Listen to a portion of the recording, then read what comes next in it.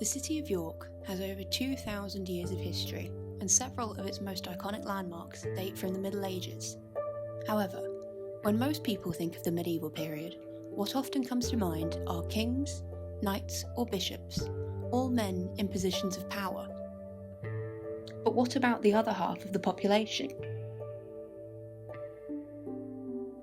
In this short film, we're going to explore two aspects of the lives of women living in late medieval York: work and worship. In the Middle Ages, the primary occupation of the vast majority of women was running the household and taking care of her family. Essentially, managing the private sphere of the family home, while the husband worked and participated in the public sphere.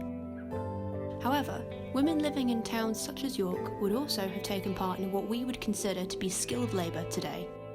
This was because many men in towns earned a living through practising a trade, and it was expected that a wife learn her husband's trade to help him as part of her household duties.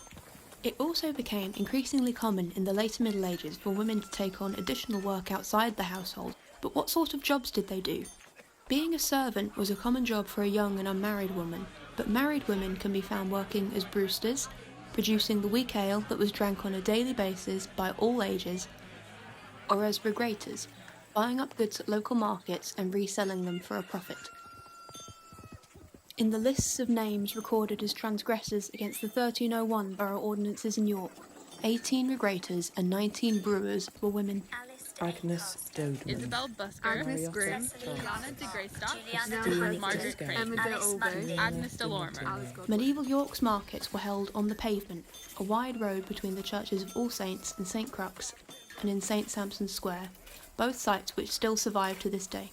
Women would have been a prominent presence at these sites in the later Middle Ages, either selling their own ale or regrated goods, or assisting their husbands by selling their wares.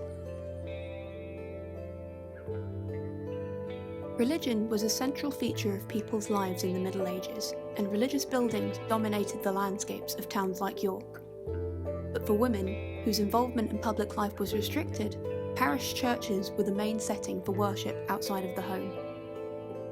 Towns often had a much higher number of parish churches than rural settlements, and many from the Middle Ages survive in York today, including All Saints on the Pavement, All Saints on North Street, and Holy Trinity on Goodramgate.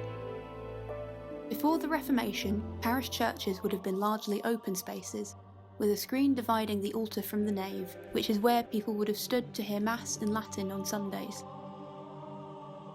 Parish churches were usually vibrant spaces, with colourful stained glass windows and walls brightly decorated with paintings depicting messages or lessons. In addition to weekly worship, parish churches were also the sites of ceremonies associated with the life cycle. An important ceremony that all mothers would have participated in was known as churching, where new mothers were given a blessing as they were welcomed back into the community after the period of recovery and confinement following childbirth. Maintenance of the parish church was the responsibility of the community, and this provided one of the main avenues for medieval women to express their religious devotion. Groups of men and women would form guilds, where they would raise money in order to perform repairs or maintenance work.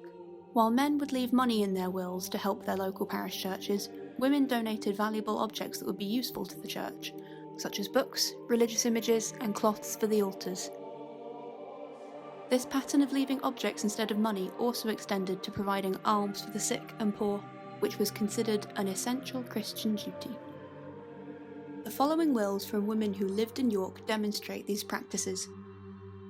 The 1388 will of the widow Cecily Geary reads, "And I will that 3 feather beds with the sheets pertaining to them in the guest chamber remain there to serve as a hospice for the needy poor." And the 1441 will of Marion, wife of John Martin a tanner, reads, "Also, I leave to the said church a bench to be set among poor widows and others at the burial mass of their husbands and of other poor people, as is the custom there." Through this brief exploration that has tied in aspects of life for women in the late Middle Ages with York's medieval geography and documentary records, we can see some of the places that women who lived there would have been familiar with, and gain a deeper understanding of how they interacted with their environment, thus reinserting them into the narrative of York's history.